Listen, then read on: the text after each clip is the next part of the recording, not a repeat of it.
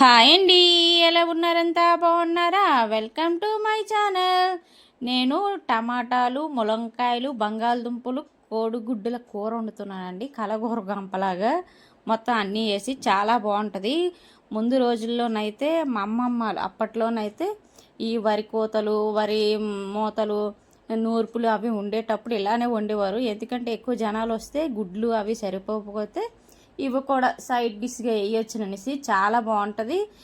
ఎక్కువ జనాలు ఉంటే ఇలా వండుకుంటే సరిపోతుందండి. అందుకనే నేను ఈరోజు ట్రై చేస్తున్నాను అన్నమాట. ఈ వీడియో కానీ మీకు నచ్చినట్లయితే ఒక లైక్, షేర్, సబ్స్క్రైబ్ చేసుకోండి. ఆ పక్కనున్న బెల్లని ఆన్లో పెట్టుకోండి.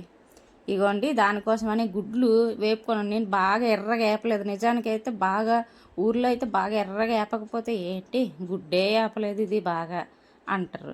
కానీ ఇక్కడ మా ఆయనకి నచ్చదనమాట. అలాగే వేపితే లబ్బర్ సాగినట్టు సాగుతుంది ఏంటి గుడ్డు అంటారు. అందుకని నేను వేపలేదు. దానికోసమని కొన్ని మెంతులు, ఆవాలు అవి చిటపట్లాడినాక కొన్ని ఉల్లిపాయలు, పచ్చిమిరపకాయలు వేసి ఇగోండి ఇలాగా కలిపేసుకొని ఇది బాగా వేగినాక కొన్ని ఎల్లుల్లిపాయలు, కొన్ని కాదు నేను ఎక్కువ వేసుకుంటున్నాను ఎల్లుల్లిపాయలు. చారులోని ఇలాంటి కూరలోని అక్కడ ఎల్లుల్లిపాయలు చాలా బాగుంటాయి తింటే. ఎందుకంటే పులిపేస్తాం కదా, పుల్లగా కారం కారంగా తగులుతుంది. కొంచెం కరివేపాకు కూడా వేసుకొని కలుపుకొని ఇందులోనే బంగాళదుంప ముక్కలు వేసుకుందాం. నేను బంగాళదుంపలు కొంచెం లైట్గా ఉడకబెట్టానులేండి, మళ్ళీ ఇవి ఉడకవేమనుకొని నేనేం చేశానంటే చింతపండు, టమాటాలు ఉడికించి దాన్ని మెత్తని గుజ్జులా చేసుకున్నాను, చారులాగా. అలాగైతే మనకి జ్యూసీగా బాగుంటుంది.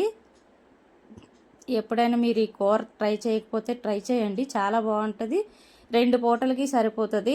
ఎవరైనా చుట్టాలు వచ్చినప్పుడు గబగబా మనం ఏదైనా వండాలనుకుంటే ఇది వండి పెడితే సరిపోతుంది. ఇదిగోండి, అదే నేను చింతపండు, టమాటాలు ఉడికించుకున్నాను కదా, దాన్ని తొక్క తీసేసి శుభ్రంగా ఇలాగా గుజ్జులాగా చేసి వేసాను అనమాట. ఇది పులుసు కదా, అందుకని కొంచెం పసుపు, కొంచెం కారం, కొంచెం ధనియాల పొడి వేసుకొని శుభ్రంగా కలుపుకొని అందులోని కొన్ని ములంకాయలు, మనం ఇందాకలు తీసుకున్నాం కదా గుడ్లు, ఇవన్నీ కలిపి. గుడ్లు కూర అంటే చాలా ఇష్టం అండి నాకైతే. నేను గుడ్లు వేపుడు అదే ఏమంటారు మా సైడ్ అయితే గుడ్డుక్కర అంటారు. ఇట్స్ తెలంగాణ సైడ్ అయితే వేపుడు కూర అంటారు. అది కూడా చాలా బాగుంటుంది. ఇగోండి ఉప్పు, కారం, ధనియాల పొడి, పసుపు అన్నీ వేసాం కదా, కలుపుకుంటున్నాం. చూడండి ఎర్రగా భలే వచ్చింది కదా. ఏవైనా నాన్ వెజ్ కూరలు ఇలా ఎర్రగా కారం ఎక్కువగా కనిపిస్తేనే ఇంకా ఆకలి ఎక్కువైతుంటుంది. కొంచెం తెల్లగా కారం సరిపెట్టేట్టు కనిపించకపోతే నాకైతే తినబుద్ధి లేదు అసలు నాన్ వెజ్ కూరలు అయితే. 2 ములంకాడల కూర వేసుకున్నాం కదా, ములంకాడలు ఇవి కొంచెం ఉడుకుతున్నప్పుడు ఇప్పుడు గుడ్లు వేసుకుందాం. వేగలేనట్టే నేను వేపానండి గుడ్లు అయితే. నిజానికైతే నాకు బాగా వేపుకున్న గుడ్లే బాగా ఇష్టం.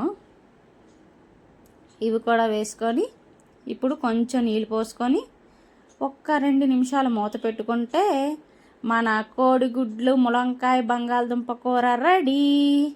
ఎంతమంది ఇలా వండుతారో నాకు కొంచెం కామెంట్ పెట్టండి. ఇవ్వండి, మూత పెట్టుకుంటున్నాను కదా, 2 నిమిషాల తర్వాత తీసేసి చూస్తే మన కోడిగుడ్లు కూర రెడీ. చూడండి ఎంత బాగా వచ్చిందో. నోట్లో నుంచి నీళ్ళు ఊరుతున్నాయి కదా మీకును.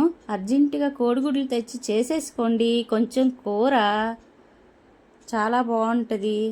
దీన్ని ఇప్పుడు మనం కొంచెం పిల్లలకి బాక్సుల్లో పెట్టేసి స్కూల్కి పంపేసి ఉన్నది మా ఆయన నేను కలుపుకొని తినడమే.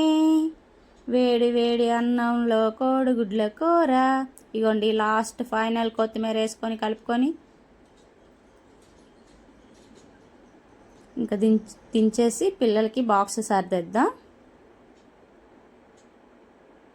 చాలా బాగుంటుందండి ఈ కూర అయితే. ఎప్పుడైనా మీరు ఒక్కసారైనా ట్రై చేసి ఉంటే నాకు కామెంట్ చేయండి. మన ఛానల్ కూడా సబ్స్క్రైబ్ చేసుకోండి, లాస్ట్ వరకు చూడండి ప్లీజ్. అయిపోయింది, ఇప్పుడు దించి పిల్లల బాక్సుల్లో సర్దుతున్నాను. అన్నం కూర నేను ఫస్ట్ టైం పిల్లలకి స్కూల్కి పంపుతున్నాను ఇలాగా కోడిగుడ్డు. నాన్ వెజ్ ఎప్పుడు పెట్టను, ఎందుకంటే ఎలా తింటారు అనేసి. కానీ ఈరోజు పంపుతున్నాను. వారందరూ తెచ్చుకుంటారు, నువ్వే పెట్టవు అంటేనే సరేలే ఈరోజుకి పెడదాం అనేసి